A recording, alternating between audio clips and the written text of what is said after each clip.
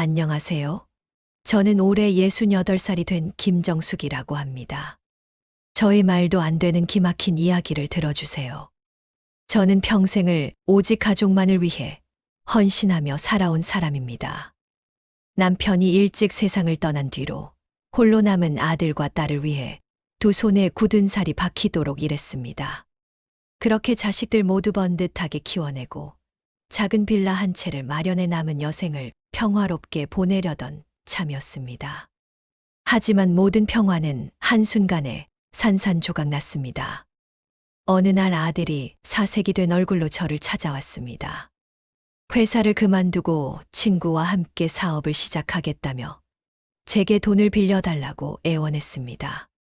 저는 처음에는 망설였지만 자식의 간절한 눈빛을 외면할 수가 없었습니다. 결국 남은 재산을 모두 털어 아들에게 건네주었지요. 그것이 제 인생 최대의 실수가 될 줄은 그때는 꿈에도 몰랐습니다. 아들은 사업에 실패했고 저에게는 거액의 빚만 남았습니다. 평생을 모아온 모든 것이 물거품처럼 사라졌고 그 후 아들은 연락조차 받지 않았습니다. 제가 가진 것이라고는 이제 빈손과 텅 빈 마음뿐이었습니다. 삶의 의미를 잃고 하루하루를 겨우 버티고 있을 때였습니다. 지인에게서 우연히 한 가지 정보를 듣게 되었습니다. 그것은 바로 경로 교통카드였습니다. 돈이 없어 외출은커녕 병원 가는 길마저 망설이던 저에게 이 교통카드는 단순한 카드가 아니었습니다. 그것은 저를 다시 세상 밖으로 이끌어낸 작은 빛이었고 억울하게 모든 것을 잃은 제가 절망적인 상황을 반전시킬 수 있었던 유일한 무기였습니다. 누구에게도 말하지 못했던 저의 처절한 사연, 그리고 그 작은 카드가 어떻게 제 인생의 가장 통쾌한 복수극을 완성시켰는지 지금부터 들려드리겠습니다. 한 노인의 억울한 삶을 뒤흔든 배신과 상상치도 못했던 통쾌한 복수의 이야기는 지금부터 시작됩니다. 이야기를 시작하기 전 구독과 좋아요는 저에게 큰 응원이 됩니다. 공감 가는 댓글은 또 다른 이야기를 만드는 힘이 됩니다. 저는 평생을 견눈질 한 번 하지 않고 살아왔습니다. 남들이 편한 길을 찾을 때도 저는 묵묵히 제 자리에서 최선을 다했죠. 제 나이 28, 남편이 불의의 사고로 세상을 떠났을 때도 저는 주저앉지 않았습니다. 당시 7살 난 아들과 5살 난 딸을 품에 안고 이를 악물었죠. 밤에는 공장에서 미싱을 돌리고 낮에는 식당에서 설거지를 했습니다. 눈물이 마를 틈이 없었지만 제게는 두 아이의 눈망울이 그 어떤 슬픔보다도 강한 힘이었습니다. 자식들에게 가난을 물려주지 않겠다는 일념 하나로 저는 젊음을 바쳤습니다. 그렇게 30여 년을 하루같이 일하며 저는 작고 소중한 제 왕국을 지어냈습니다. 서울 변두리에 있는 낡은 빌라 한 채가 바로 저희 왕국이었습니다. 아이들은 제가 밤낮으로 흘린 땀방울을 보며 자랐습니다. 다행히도 반듯하고 정직한 아이들로 성장해 주었죠. 아들은 대기업에 입사해 남부럽지 않게 살고 있었고, 딸은 좋은 신랑을 만나 예쁜 손주를 낳았습니다. 저는 제 삶의 모든 보상이 바로 이 순간이라고 생각했습니다. 이제 더 이상 아무것도 바라지 않아도 되겠다고, 평화롭게 남은 여생을 보내도 되겠다고 마음을 먹었었죠. 그런데 그 평화는 그리 오래 가지 못했습니다. 문제는 아들이었습니다. 어느 날 아들이 퇴근길에 저를 찾아왔습니다. 늘 깔끔하고 단정하던 아들의 옷차림은 흐트러져 있었고, 눈빛은 불안으로 흔들리고 있었습니다. 아들은 자신이 다니던 회사를 그만두고 친구와 함께 사업을 시작하려 한다고 말했습니다. 친구가 좋은 아이템이 있다며 곧 대박이 날 것이라 확신한다고 했습니다. 저는 불안했습니다. 한 번도 사업을 해본 적 없는 아들이었으니까요. 저는 극구 말렸습니다. 하지만 아들은 듣지 않았습니다. 오히려 저의 만류가 자신의 앞길을 막는다고 생각하는 것 같았습니다. 그때 아들이 친구 이야기를 꺼냈습니다. 바로 김성호라는 친구였지요. 아들은 성호가 자신을 버리고 먼저 사업을 시작하면 후회할 것이라고 말했습니다. 저는 그 성호라는 이름을 들었을 때부터 불길한 예감이 들었습니다. 성호는 어릴 적부터 저희 집을 드나들며 함께 자란 아이였습니다. 아들이 가난한 형편 때문에 학원 한 번 제대로 못 다닐 때 성호는 부유한 집안에서 온갖 사교육을 받으며 자랐습니다. 저는 그런 성호에게 열등감을 느낄까봐 아들이 걱정되기도 했었죠. 하지만 아들은 성호와 끈끈한 우정을 자랑했습니다. 저는 그 우정을 믿었습니다. 그런데 그 우정이라는 것이 저희 모든 것을 앗아갈 줄은 그때는 상상조차 못했습니다. 아들은 친구 성호와 함께하는 사업이 성공할 것이라며 제게 집을 담보로 대출을 받아달라고 애원했습니다. 저는 망설였지만 아들의 눈빛을 외면할 수가 없었습니다. 평생 자식만을 위해 살아온 제가 이제 와서 자식의 꿈을 짓밟을 수는 없다고 생각했습니다. 결국 저는 집을 담보로 5천만 원을 대출받아 아들에게 건네주었습니다. 그것이 제 인생의 마지막 희망을 그리고 남은 노후의 평화를 스스로 제 발로 차버린 순간이라는 것을 저는 한참 뒤에야 깨달았습니다. 아들이 사업을 시작한 지 몇 달이 지나도록 저는 아들의 소식을 듣지 못했습니다. 처음에는 일이 바빠서 그런가 보다 하고 이해했습니다. 하지만 시간이 지날수록 불안감은 점점 커져갔습니다. 전화를 걸어도 받지 않고 문자 메시지를 보내도 답장이 없었지요. 저는 온갖 나쁜 상상을 하며 밤잠을 설쳤습니다. 그러던 어느 날 아들에게서 뜻밖의 연락이 왔습니다. 엄마, 저 지금 많이 힘들어요. 나중에 다시 전화 드릴게요. 짧은 메시지였지만 아들의 목소리에서 느껴지는 절망감이 제 마음을 찢어놓는 것 같았습니다. 그 후로도 아들의 연락은 끊겼습니다. 저는 하루에도 수십 번씩 전화를 걸었지만 돌아오는 것은 텅 빈 신호음뿐이었습니다. 걱정과 불안에 휩싸여 며칠을 보내던 어느 날, 한 통의 우편물이 저를 찾아왔습니다. 발신자는 다름 아닌 은행이었습니다. 저는 떨리는 손으로 우편물을 뜯었고 그 안의 내용을 확인한 순간 머릿속이 새하얘지는 것을 느꼈습니다. 대출 이자가 연체되었으니 즉시 상환하라는 내용이었습니다. 저는 아들에게 돈을 빌려주며 단 한 번도 연체될 것이라 생각하지 않았습니다. 아들이 설마 저를 속이겠습니까? 하지만 현실은 그렇지 않았습니다. 저는 곧바로 아들의 사업장으로 찾아갔습니다. 문을 열었을 때 저를 맞이한 것은 텅 빈 사무실이었습니다. 책상과 의자, 그리고 컴퓨터 몇 대만 덩그러니 놓여 있을 뿐, 그 어떤 흔적도 찾을 수 없었습니다. 저는 그 자리에서 주저앉아 눈물을 쏟았습니다. 그제야 저는 모든 것을 깨달았습니다. 아들은 사업에 실패한 것이 분명했고, 그로 인해 막대한 빚을 진 것이겠지요. 그런데 더 충격적인 것은 그 후로도 아들이 제게 아무런 연락을 하지 않는다는 사실이었습니다. 자식에게 모든 것을 내어준 어미를 이렇게 나 몰라라 할 수 있을까요? 저는 수소문 끝에 아들의 친구인 성호에게 연락을 했습니다. 성호는 제가 아들에게 돈을 빌려준 사실을 이미 알고 있었습니다. 성호는 저에게 미안하다며 아들이 너무 힘들어해서 잠시 잠적한 것이라고 말했습니다. 그리고 자신도 아들과 함께 사업을 했다가 큰 손해를 입었다고 했지요. 저는 성호의 말을 믿었습니다.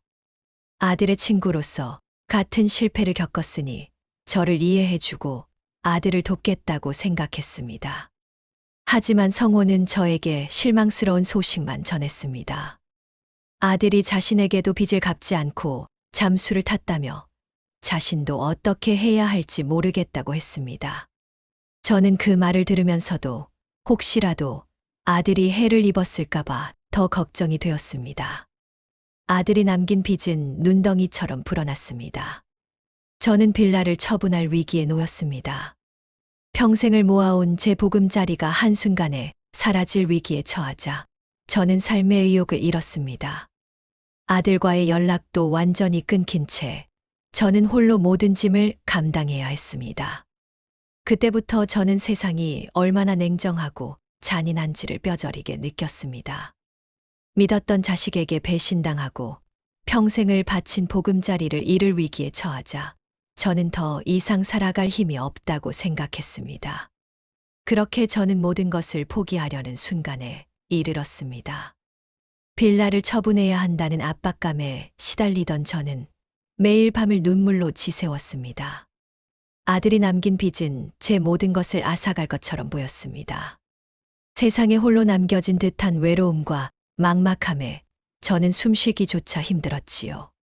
그렇게 몇 주를 알아눕듯 지내다 더 이상 이대로는 안 되겠다는 생각이 들었습니다. 최소한의 생활이라도 이어가려면 어떻게든 방법을 찾아야 했습니다. 저는 집 근처 주민센터에 찾아갔습니다. 혹시라도 저 같은 노인을 위한 복지 혜택이 있을까 하는 막연한 기대를 안고 말이죠.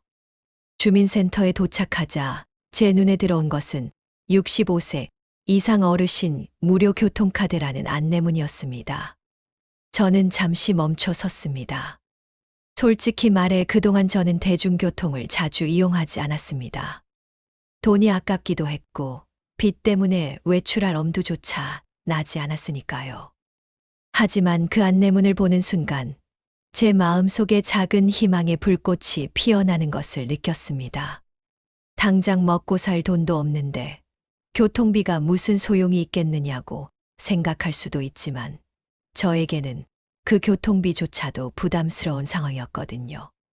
저는 망설이지 않고 접수 창구로 다가갔습니다. 직원분은 친절하게 저를 맞이해 주셨습니다. 신분증 하나만 있으면 바로 신청할 수 있다며 절차를 상세하게 설명해 주셨죠.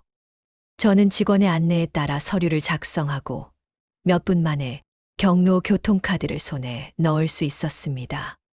손에 쥐어진 작은 카드는 저에게 단순한 교통수단을 의미하는 것이 아니었습니다.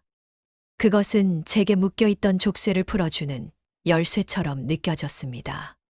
빚 때문에 발이 묶여있던 제가 이제 다시 세상 밖으로 나갈 수 있게 된 것이니까요. 카드를 들고 주민센터를 나서던 저는 며칠 전 아들의 친구 성호와 통화했던 내용을 떠올렸습니다. 성호는 저에게 아들이 잠적해서 자신도 손해를 많이 봤다고 했었지요. 그런데 그게 정말일까요? 저는 문득 그런 생각이 들었습니다. 아들이 정말 모든 것을 잃고 잠적한 것인지 아니면 성호와 짜고 저를 속인 것인지 확인해보고 싶어졌습니다. 그런데 확인할 방법이 없었죠. 그동안 아들과 성호는 연락을 끊은 채 잠적했으니까요. 그때 제 눈에 교통카드가 들어왔습니다. 저는 그 카드를 들고 서울 구석구석을 돌아다녀 보기로 결심했습니다. 아들과 성호가 어떤 사업을 했는지, 그들이 마지막으로 만난 곳은 어디였는지, 무엇이라도 단서가 될 만한 것을 찾아보기로 했습니다. 돈이 있었다면 택시를 타고 다녔겠지만 저는 이제 그런 사치를 부릴 수 없었지요. 하지만 이제는 저에게는 돈 한 푼 들이지 않고 어디든 갈 수 있는 무료 교통이라는 강력한 무기가 생긴 것입니다.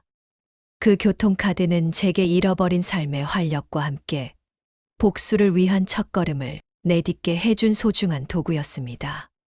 저의 모든 것을 잃게 만든 배신자들을 향한 복수, 그 첫걸음이 바로 이 작은 카드 한 장에서 시작될 줄은 아무도 몰랐을 것입니다. 저는 경로 교통카드를 손에 쥐고 다음 날부터 매일 아침 일찍 집을 나섰습니다. 돈 한 푼 들이지 않고 서울 곳곳을 누빌 수 있다는 사실이 저에게는 큰 위안이 되었습니다. 제가 가장 먼저 찾아간 곳은 아들의 사업장이었던 사무실이었습니다. 텅 빈 사무실 앞을 서성이다 저는 주변 상가 주민들에게 조심스럽게 물어봤습니다. 혹시 이 사무실에 젊은 남자 둘이 드나드는 것을 보셨나요? 제 질문에 상가 주인들은 고개를 갸웃거렸습니다. 대부분 한두 번 봤을 뿐이라는 대답이 전부였지요. 그러다 한 분이 저에게 충격적인 이야기를 들려주셨습니다. 그분은 얼마 전 젊은 남자 한 명이 와서 사무실 집기들을 모두 가져갔다고 했습니다. 하지만 아들은 아니었습니다. 그분은 아마도 같이 사업했던 친구인 것 같다고 말씀하셨습니다. 저는 그 이야기를 듣고 머리가 띵해지는 것을 느꼈습니다. 성호는 저에게 아들이 잠적하면서 자신도 손해를 입었다고 했었지요. 그런데 그가 몰래 사무실 집기들을 가져갔다니요. 저는 성호가 뭔가 숨기고 있다는 확신을 갖게 되었습니다. 이제 저는 단순한 정보를 넘어 복수를 위한 구체적인 증거를 찾아야만 했습니다. 그러나 저 같은 나이 든 노인이 홀로 그런 일을 한다는 것은 쉽지 않았습니다. 그런데 그때 저는 또 한 번의 놀라운 사실을 알게 되었습니다. 제가 교통카드 신청을 위해 주민센터에 갔을 때 직원분이 저에게 다른 복지 혜택에 대한 안내문을 함께 주셨었지요. 그중 하나가 바로 기초연금 수급자 통신비 감면이었습니다. 저는 처음에는 통신비 감면이 무슨 대수냐 싶었지만 안내문을 자세히 읽어본 후 깜짝 놀랐습니다. 이제는 별도로 신청하지 않아도 자동으로 감면된다는 내용이었습니다. 저는 그 사실을 확인하기 위해 곧바로 통신사에 전화를 걸었습니다. 상담원은 제 기초연금 수급 사실이 이미 확인되어 통신비가 감면되고 있다고 말해 주었습니다. 저는 그 순간 무언가 번개처럼 스쳐 지나가는 것을 느꼈습니다. 바로 복지 연계 시스템이었습니다. 정부가 하나의 복지 혜택을 신청하면 다른 혜택까지 자동으로 연계해주는 시스템을 구축하고 있다는 사실을요. 저는 교통카드 신청을 통해 기초연금 수급자임이 확인되었고 그 정보가 자동으로 통신사까지 전달된 것이었습니다. 그런데 문득 저는 이 시스템이 저를 궁지에 몰아넣은 아들과 성호를 향한 복수에 이용될 수 있을지도 모른다는 생각을 했습니다. 복지 시스템은 제 신분을 증명해주고 제 권리를 찾아주었지요. 그렇다면 이 시스템을 통해 저는 아들과 성호가 어디에 있는지, 무엇을 숨기고 있는지 알아낼 수 있을지도 모른다고 생각했습니다. 저는 더 이상 절망에 빠진 나약한 노인이 아니었습니다. 저는 복수를 위해, 그리고 제 모든 것을 되찾기 위해 이 세상의 모든 정보를 활용할 것입니다. 저의 지혜와 경험, 그리고 작은 복지 혜택이 모여 어떤 결과를 만들어낼지 이제부터가 진짜 시작이었습니다. 저는 본격적으로 복수 계획을 실행에 옮기기 시작했습니다. 첫 번째 목표는 아들과 성호의 행방을 파악하는 것이었습니다. 그들이 저에게 말했던 사업 아이템을 곰곰이 생각해 보았습니다. 아들은 IT 기술을 활용한 새로운 플랫폼 사업이라고 했었지요. 저는 60이 훌쩍 넘은 나이지만 배움에 대한 열정만은 누구에게도 뒤지지 않았습니다. 저는 도서관에 가서 컴퓨터 관련 서적을 빌려 읽고 유튜브로 IT 트렌드에 대한 영상을 찾아보기 시작했습니다. 무료 와이파이와 무료 대여 시스템은 제가 복수를 위한 지식을 쌓는데 큰 도움이 되었습니다. 며칠 밤낮으로 공부한 끝에 저는 아들과 성호가 진행했던 사업의 실체에 대해 어렴풋이 짐작하게 되었습니다. 그들이 말한 플랫폼은 실체가 없는 허울 좋은 이름뿐이었고 실제로는 투자자들의 돈을 모으기 위한 사기였다는 의심이 들었습니다. 저는 그들이 투자자를 모집하기 위해 사용했을 법한 온라인 커뮤니티나 SNS를 찾아다녔습니다. 돈 한 푼 들지 않는 도서관의 컴퓨터와 제게 주어진 시간을 활용하여 저는 한 명의 탐정처럼 그들의 행적을 추적했습니다. 그러던 중 저는 한 온라인 커뮤니티에서 김성호라는 이름과 동일한 닉네임을 발견했습니다. 그는 자신이 성공한 사업가인 것처럼 행세하며 새로운 사업 투자자를 모집하고 있었습니다. 저는 그 글을 읽고 심장이 쿵 내려앉는 것을 느꼈습니다. 성호는 저에게 아들과 함께 사업에 실패했다고 했었지요. 하지만 그는 이미 새로운 사업을 시작하고 있었습니다. 그것도 버젓이 사기 행각을 벌이며 말입니다. 저는 곧바로 경찰서에 찾아가 모든 것을 털어놓으려 했습니다. 하지만 경찰은 저에게 명확한 증거가 없다며 단순한 추측만으로는 수사를 시작할 수 없다고 했습니다. 저는 좌절했지만 포기하지 않았습니다. 저는 성호가 투자자들을 만났을 법한 장소를 물색했습니다. 그가 온라인에 올린 글에 언급된 강남의 고급 레스토랑이나 청담동의 한 카페 같은 곳들을 기억해냈습니다. 이제는 무료 교통카드 덕분에 서울 어디든 갈 수 있었으니 저는 그 장소들을 하나하나 찾아다니며 그의 흔적을 쫓았습니다. 저는 혹시나 그가 남긴 단서가 있을까 하는 마음에 그가 자주 드나들던 장소 주변의 CCTV를 확인하려 했습니다. 물론 제가 직접 CCTV 영상을 볼 수는 없었죠. 하지만 주변 상가 주인분들께 그가 혹시 어떤 사람과 만났는지, 어떤 이야기를 했는지 조심스럽게 물어보았습니다. 저는 제 나이와 순박해 보이는 모습 덕분에 그들의 경계심을 누그러뜨릴 수 있었고 예상치 못한 단서들을 얻을 수 있었습니다. 누군가는 키가 크고 마른 남자와 함께 있었다고 했고 또 다른 누군가는 그들이 큰 소리로 싸우는 것을 들었다고 했습니다. 그리고 한 분은 그가 서류 봉투를 건네는 것을 봤다는 결정적인 증언을 해주셨습니다. 저는 그 서류 봉투가 아들에게 넘긴 제 빌라 계약서일 것이라고 확신했습니다. 저에게 남겨진 것은 이제 단 하나뿐이었습니다. 아들이 왜 저를 배신했는지, 그리고 성우와 어떤 관계였는지 그 진실을 밝히는 것이었지요. 제가 평생을 바쳐 지켜온 것들을 되찾기 위해 저는 이 고단한 추적을 멈출 수 없었습니다. 주변 상가 주인들의 증언을 종합한 저는 성호가 여전히 강남 일대에서 사기 행각을 벌이고 있다는 확신을 갖게 되었습니다. 이제 저는 직접적인 증거를 확보해야만 했습니다. 저는 성호가 자주 드나든다는 카페 앞에서 그를 기다렸습니다. 무료 교통카드를 이용해 매일 아침 일찍 그곳으로 향했고 해가 질 때까지 카페 주변을 서성였습니다. 때로는 공원 벤치에 앉아 그를 기다리기도 했고 때로는 무료 와이파이가 되는 카페에 들어가 노트북으로 그의 행적을 추적했습니다. 며칠을 그렇게 보냈을까요? 마침내 저는 그를 발견했습니다. 성호는 제가 알고 있던 모습 그대로였습니다. 깔끔한 정장 차림에 자신감 넘치는 표정으로 누군가를 기다리고 있었지요. 저는 그를 보자마자 온몸에 피가 거꾸로 솟는 듯한 분노를 느꼈습니다. 저에게 아들과 함께 사업에 실패했다고 거짓말을 했으면서 그는 지금 아무렇지 않게 새로운 사기 행각을 벌이고 있었습니다. 잠시 후 성호의 앞에 한 젊은 남성이 나타났습니다. 그들은 악수를 나누고 카페 안으로 들어갔습니다. 저는 창가 자리에 앉아 그들의 대화를 엿들으려 했지만 불가능했습니다. 저는 실망하지 않았습니다. 그들이 카페에서 나갈 때까지 기다렸지요.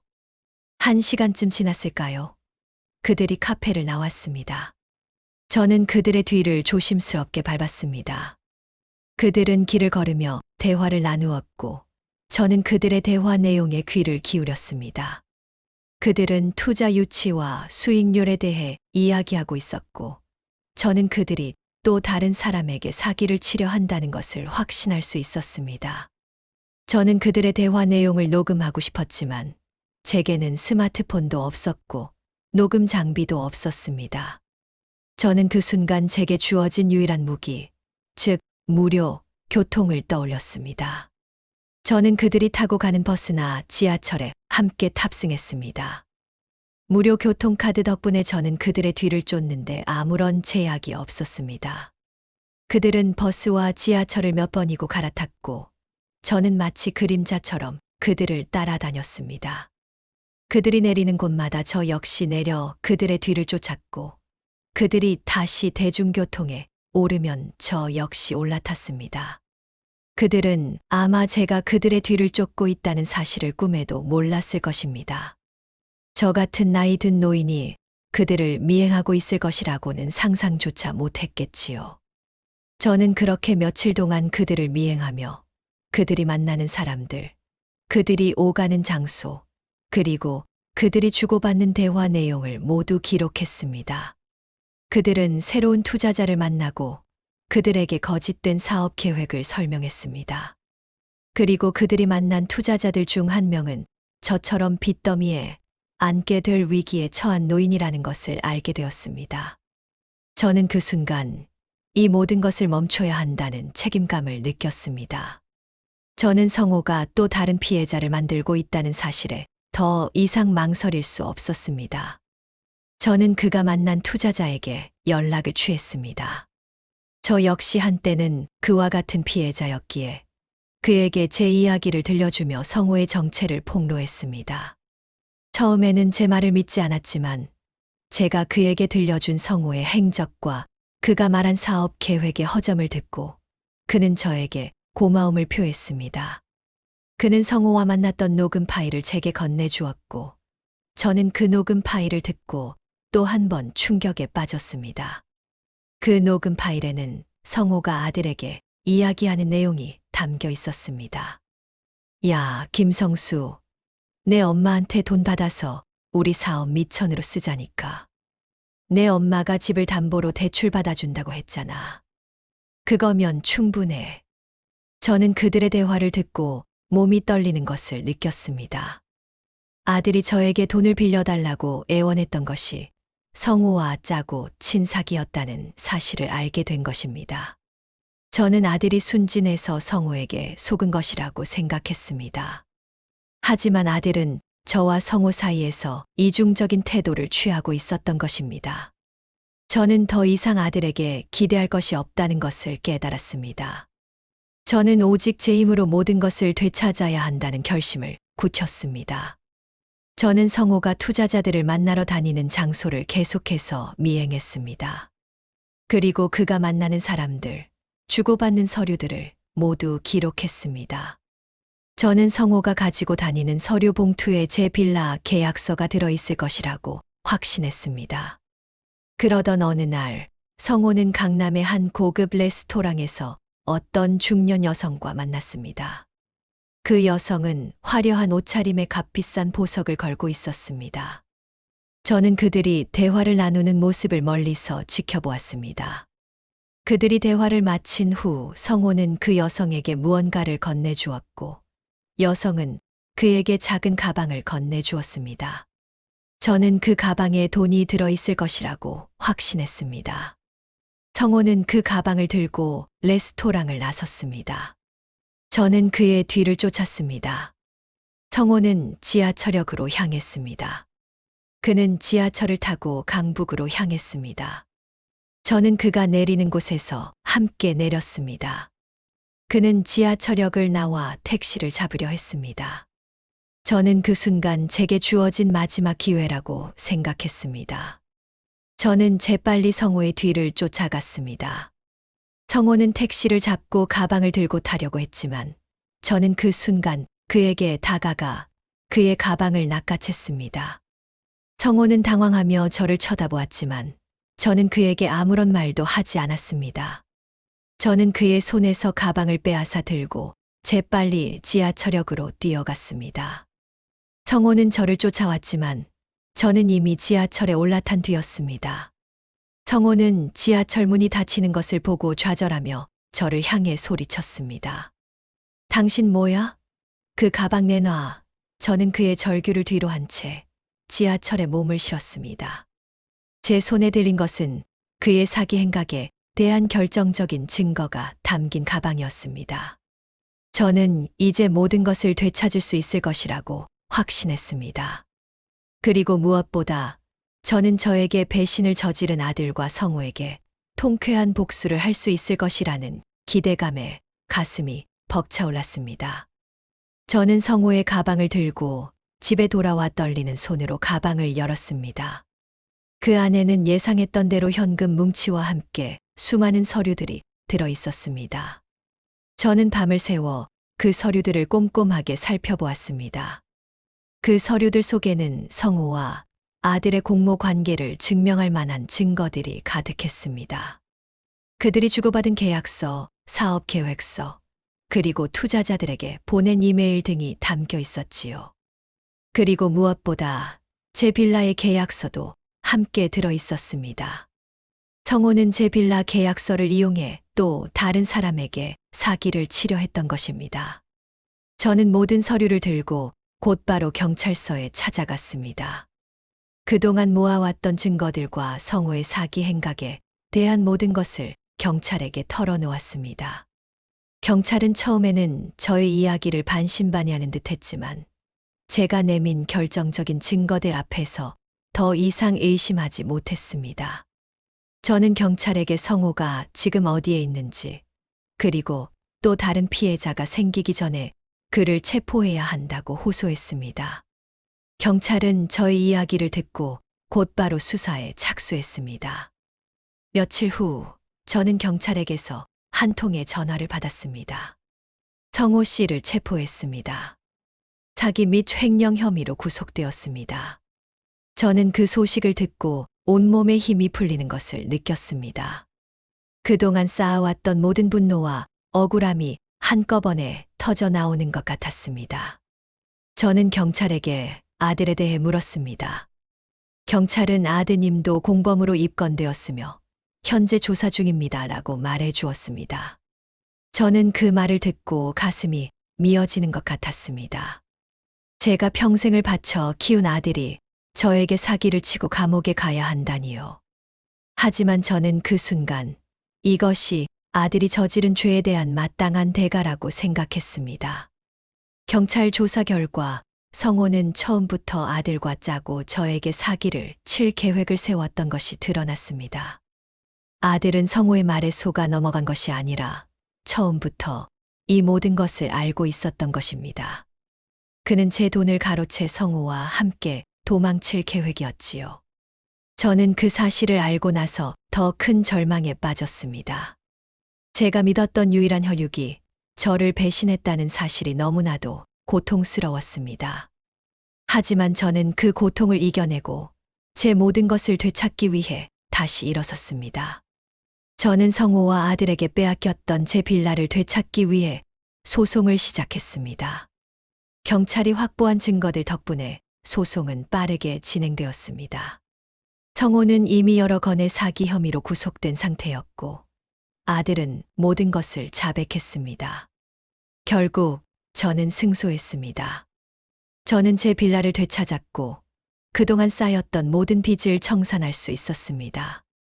저는 모든 것을 되찾았지만 마음 한구석에는 여전히 아들에 대한 상처가 남아 있었습니다. 모든 것이 제자리로 돌아온 후 저는 그동안 잃었던 삶의 평화를 되찾았습니다. 빚은 사라졌고 제 보금자리인 빌라도 다시 제 것이 되었지요. 하지만 저는 그 모든 것을 되찾았음에도 불구하고 마음속에는 여전히 깊은 공허함이 남아 있었습니다. 그것은 바로 아들에 대한 상실감이었습니다. 제가 평생을 바쳐 키운 아들이 저에게 사기를 쳤다는 사실은 쉽게 잊히지 않았습니다. 저는 아들을 용서할 수 있을까요? 그리고 다시 그를 가족으로 받아들일 수 있을까요? 저는 그 질문에 대한 답을 찾지 못했습니다. 그러던 어느 날 아들이 저에게 편지를 보냈습니다. 그는 편지에서 자신의 잘못을 뉘우치고 저에게 용서를 구했습니다. 그는 성호에게 속아 넘어가 저에게 사기를 쳤다고 변명했지만 저는 더 이상 그의 말을 믿을 수 없었습니다. 하지만 편지 끝에 적힌 한 문장이 제 마음을 흔들었습니다. 엄마, 저에게는 이제 아무것도 없어요. 저를 버리지 말아주세요.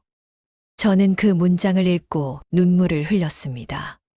제가 아들에게 모든 것을 잃었을 때 느꼈던 절망감, 그것을 아들도 똑같이 느끼고 있다는 것을 알게 된 것입니다. 저는 아들을 찾아갔습니다. 교도소에 수감된 아들의 모습은 제가 알던 아들과는 너무나도 달랐습니다.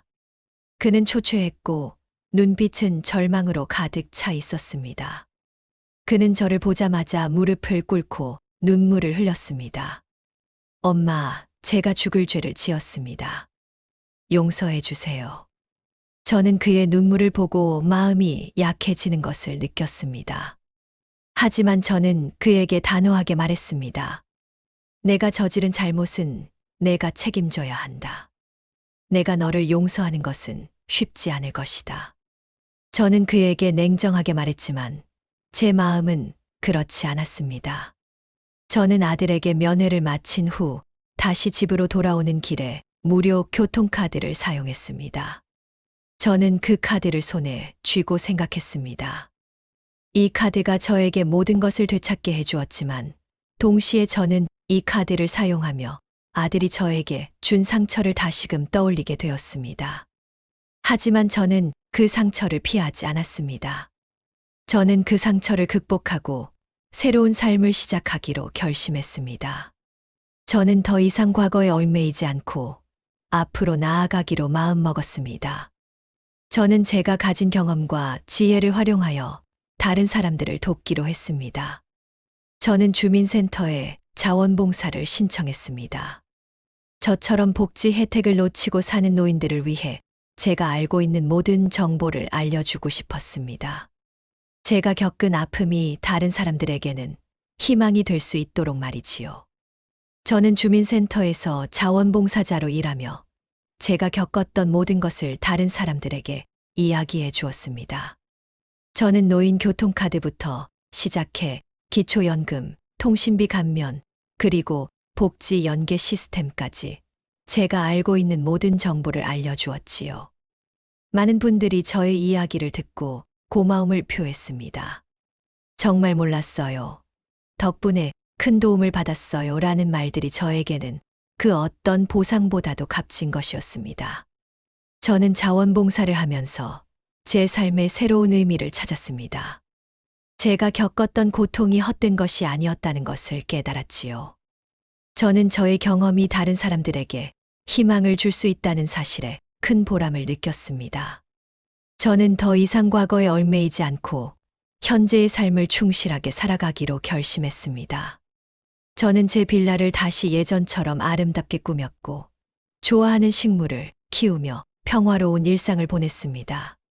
그러던 어느 날 저는 아들에게서 또 한 통의 편지를 받았습니다. 그는 편지에서 자신이 저지른 잘못을 다시 한번 뉘우쳤습니다. 그리고 그는 저에게 한 가지 소식을 전했습니다. 자신이 교도소에서 기술을 배워 출소 후에는 새로운 삶을 살아가겠다고 말이지요.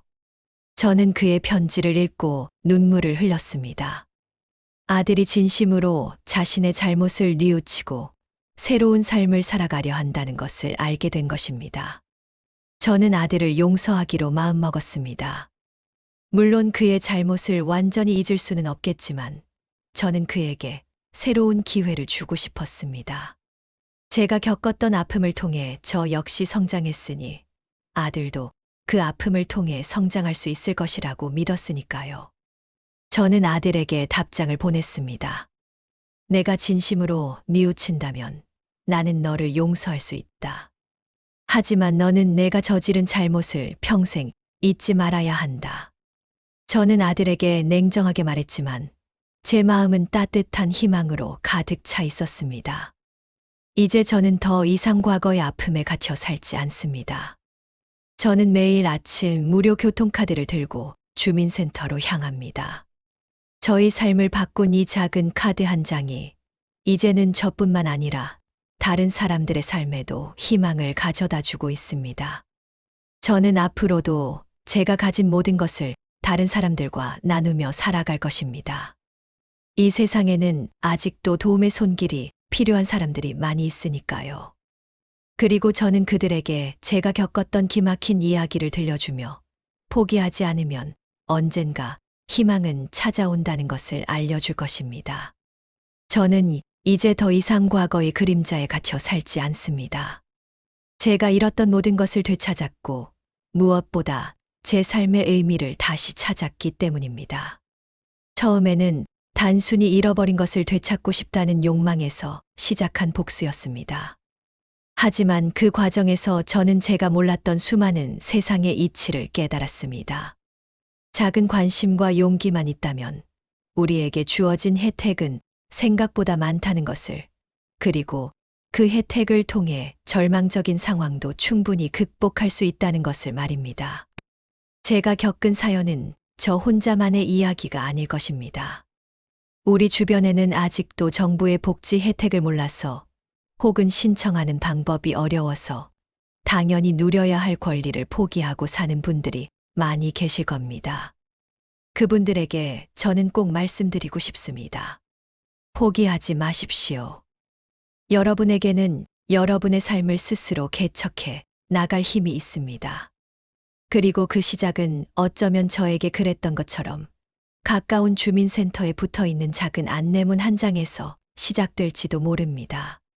제가 무료 교통카드를 통해 삶의 자유를 되찾았듯 여러분도 여러분의 삶을 스스로의 힘으로 풍요롭게 만들어 가실 수 있습니다. 정부의 복지 제도는 단순히 어려운 사람들을 돕기 위한 것이 아니라 우리 모두의 권리입니다. 이 영상을 보시는 모든 분들이 용기를 내어 자신의 권리를 찾고 더 나은 삶을 살아갈 수 있기를 진심으로 바랍니다.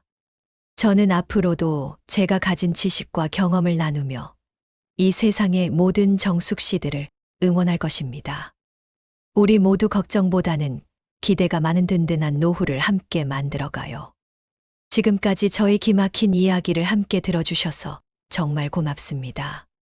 이 영상이 도움이 되셨다면 좋아요와 구독 버튼을 눌러주시고 궁금한 점은 댓글로 남겨주시면 성심성의껏 답변해 드리겠습니다.